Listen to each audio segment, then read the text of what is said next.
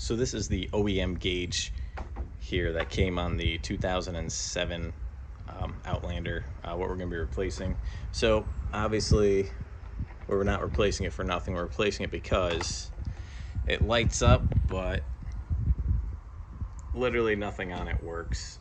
You can start it up, speedometer doesn't work, nothing shows up, fuel tank gauge, nothing. So that's why we're replacing it, and let's take a look at our new one. So I actually got this on eBay from Can-Am Parts Guy. I'm not going to put a link in the description because there isn't one. This style gauge is actually out of, I think they started this in 08, so it's like an 08 to 12 they use this one. They switched from the analog to the digital, and I guess we can retrofit this. So one thing that's quite important to remember is I chased this around for a little bit before I actually realized my own mistake, is that you end up having to actually repin this connector, because the digital, you can see that's the back of the digital gauge. It's upside down here, but that's what it looks like, whereas the old one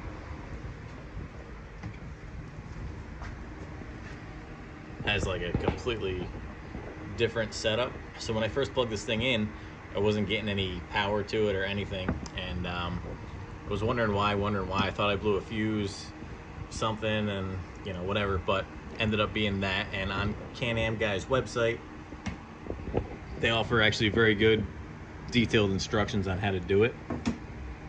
So if you need to do that, yeah, that's all you gotta do. Got our pins all rearranged now, so that's the new look of it.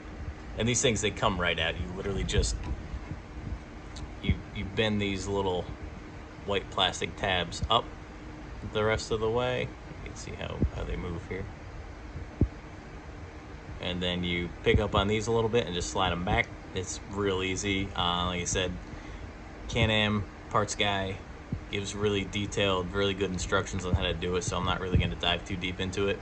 If you're interested in doing that, just check him out. The description of the gauge is where you can find these instructions also.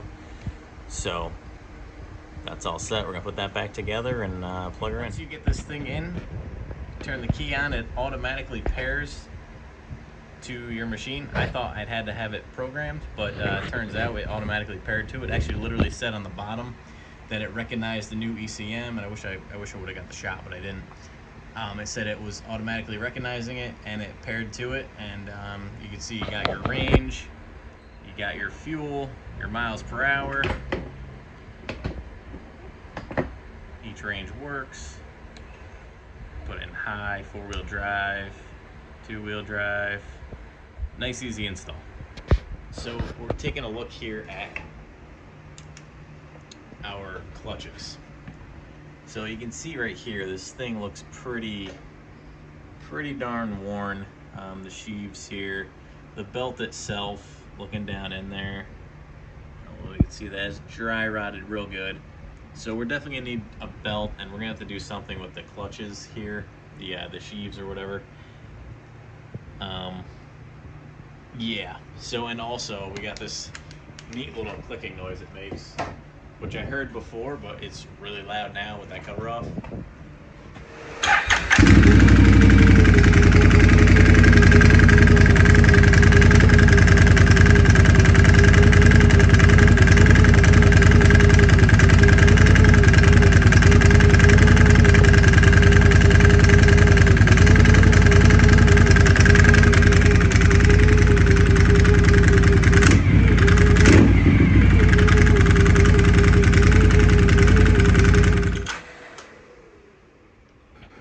So we're gonna go ahead and add that to the list. What we're gonna do now is I'm gonna pull off these valve covers. I'm gonna blow these off to get some of the dirt, some of the crud out of there, so I don't drop anything down into my engine. But I'm gonna get these popped off of there, and I'm actually gonna check too and make sure that the valves are adjusted properly, and that everything in there as far as cams and whatever else is under here looks okay. For the most part, this is pretty self-explanatory. The plastics come apart pretty easily on this thing too, which is nice.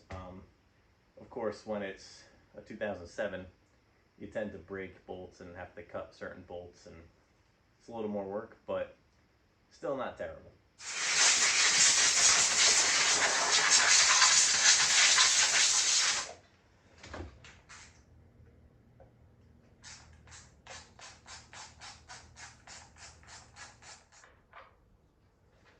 the valve covers that I got actually come with new bolts as well. I did have to get the gaskets separately. You could probably get away with reusing the old gaskets, but on this, because it was so far gone, I didn't want to mess with it. So they were 15 bucks each at your local Can-Am dealership. So yeah, new bolts. Best part about buying a used machine is you never know what you're gonna find. And it looks like somebody had this one bolt out, so of course they put a different size bolt back in it. And they also decided to tighten it down so tight that they split the threads on the head. Wah, wah, wah. I'll zoom in on that split in the head in a little bit. First, I want to get the valve cover all the way off so we can really see what I'm looking at. Although it's just more incentive to go after the 860 kit from Mr. RPM. Comes with new heads. Well, you gotta buy the new heads. Maverick heads.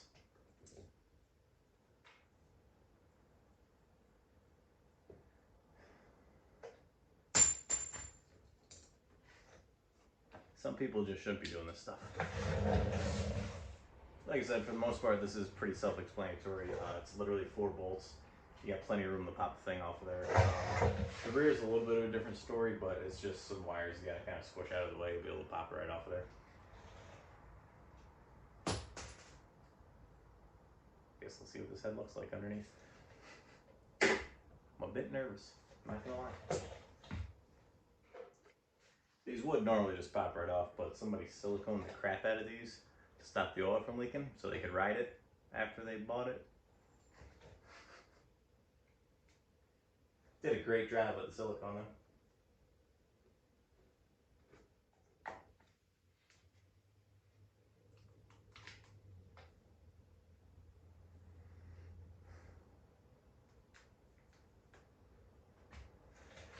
So now I guess it is pretty common for these plastic valve covers to actually warp. So, not that you can tell now, but my guess anyway is that they warped and the guy just tried to tighten them down to the point where he split the head, but okay, so there's that. Okay, so this here is why torque specs exist. It actually almost kind of looks like they may have even cross-threaded it or something and maybe decided to cut it and slide a bigger bolt in and put a nut on it maybe. I'm not real sure what the engineering was behind that, but it's not OEM. Oh gosh. So I'm kind of undecided now what I'm gonna do with that. I might see if I can, because you don't really need to tighten the new valve covers down so much, so I may just try to stick them on there and see what I can get, if I can make it work or not. Still gonna check everything else over. Okay, now onto the rear. Okay, so I got the valves all adjusted up, which there's not gonna do any video showing that because there's plenty of stuff out there already. The main thing now is to get our surfaces cleaned up, which I did back here, so this valve cover is ready to go on. Let's take a look at the Mr. RPM valve covers and see what we got. Okay, so here's our nice new aluminum valve covers. I gotta say, they're pretty nice. I got new gaskets for them too. Got those right from the dealer. And yeah, we're gonna slap these bad boys on and see how they look. So we're getting into a little bit of the electrical here on the Outlander. So I was able to get kind of a picture online of our fuse and relay setup here. So one of the things was someone wired in a switch here for our fan, and they it's kind of nice. Look at this lovely speaker wire they used here for it. And yeah. So we're gonna try and repair all this, put it back to how it's actually supposed to be set up. I got a new temp sensor coming. I don't think that's the issue, but I got one coming anyway. Oh yeah, and for whatever this one's supposed to be, it's supposed to be a 7.5 amp fuse in there. They got a 30 ampere in there. We could zoom in on that or not. But yeah, got this situation figured out here. I replaced the bad fan relay, and I got a 7.5 amp fuse in where it belongs again. So now all the fuses are proper, and nice new relay there. That relay was fine, along with that one. So, okay, so next we're going to be replacing our stock primary here. The whole assembly we're going to replace with one. I ended up getting this off of eBay, actually. It's a CV Tech, but as you can see, it's actually like a pretty much a totally different style. It doesn't really have the rollers and the fingers like what this one has.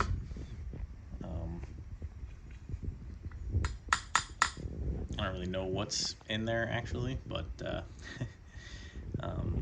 from what I read and everything, unless I get like a $1,100 clutch, this is kind of the only other option.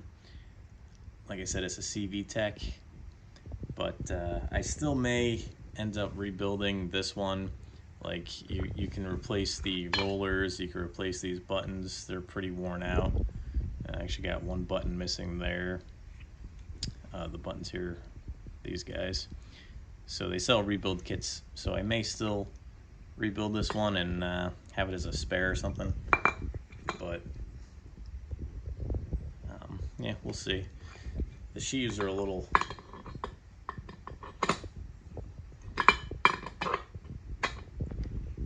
themselves are a little bit worn out and grooved. I may be able to clean them up, but like I said, the one-way bearing is actually kind of, I think it's actually shot on this thing. But anyway, that's what we got. And also the CV Tech is supposed to be a little bit lighter, so I got the scale here. We're gonna see how much our stock one weighs.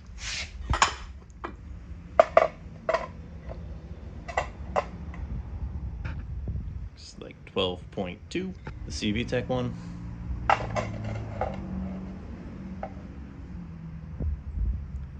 It's like 11.2. So it's literally 1 pound lighter. Pretty cool, I guess. I don't know. So that'll help with something. So now let's go bolt this puppy on. So now before we actually bolt this thing on there, we're going to clean up our shaft a little bit, just to knock off any dirt or markings on there, clean it up a little bit, and then we're going to go ahead and bolt this on.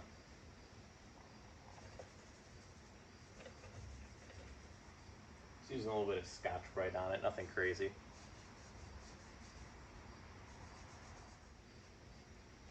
Okay, after you got that cleaned off, slide the primary on. Also, the clutch, the primary came with this little washer thing, so make sure you have that installed in there too. Probably important. And I didn't see anything indicating to pull off the stock washer or spacer or the shim that looks like it comes on there. So we're gonna go ahead and leave those right on and bolt this bad boy down. And this bolt you're gonna want to torque to 74 foot-pounds. So we'll do that now quick. Okay, so I fumbled around a little bit with trying to use a block on this, but there's really no good spot to really hold it. So I got my strap wrench here that I actually got from Home Depot I use it for like a lot of other things, changing water filters in my house and whatnot. So I got the strap wrench on there, and now I'm gonna try and torque it to 75, 74 foot-pounds once again.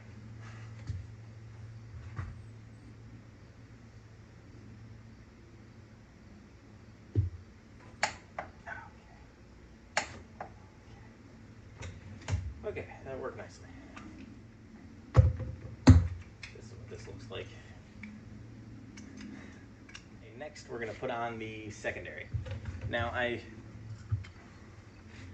kind of just gave a general look at my my secondary. I'm not 100%. Maybe some of you guys can fill me in. Is this normal? It kind of looks like the little, I'm not sure what these are called in here, are kind of worn down a little bit. But for now, since we're kind of gonna just put this thing all together and see how this machine does after we got the new primary on. Before I go and change the secondary too, I want to run it for a little while, see how it does, make sure everything's okay. Another issue we had been having was when you go to put it in gear, it would clunk a little bit going into gear, and then it would sit there and just running at idle, it would kind of just move along a little bit. So hopefully between the new primary, the new belt, and just double checking everything else, we'll get rid of that little issue. So also a good thing to do is on your secondary sheaves, be sure to separate them, or as much as you can anyway, and get in there and clean those sheaves off with some Scotch-Brite. So we're gonna do that now. As far as I know, there's no what do you call it, preload or anything like that. We got kind of a big spring to fight as we push this thing out, so that's gonna be fun. One thing I did see is to make sure that you're got that one of these dogs at about 12 o'clock, and make sure you got a spot for it also at 12 o'clock, just so you don't have any issues sliding it on there. Yeah, let's get her going.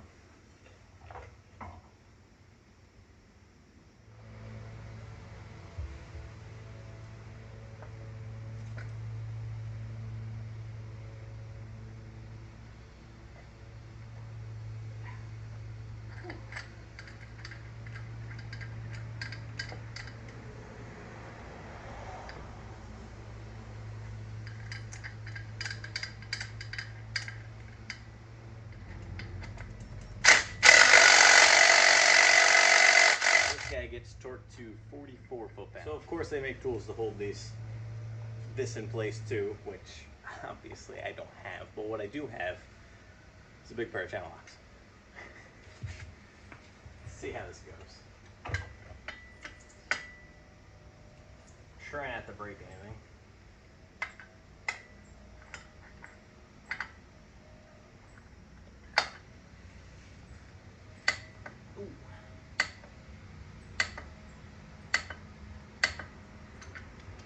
Torqued.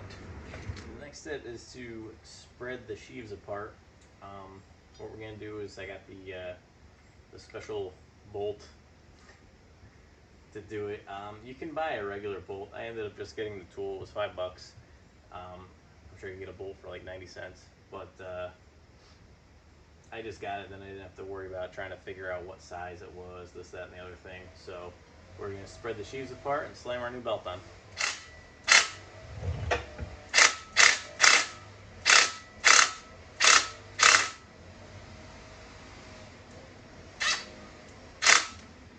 If using power tools, always be careful when you're doing this kind of thing. Also, for the belt, I went with the same one I got for the 450, which was the Super ATV Extreme Badass. Because this thing is going to be extremely badass. It's like they know when I'm doing a video.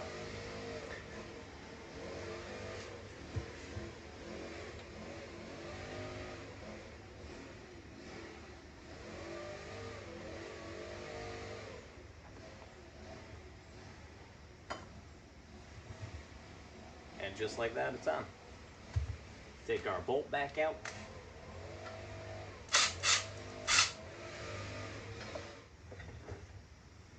Give her a little spinny spin.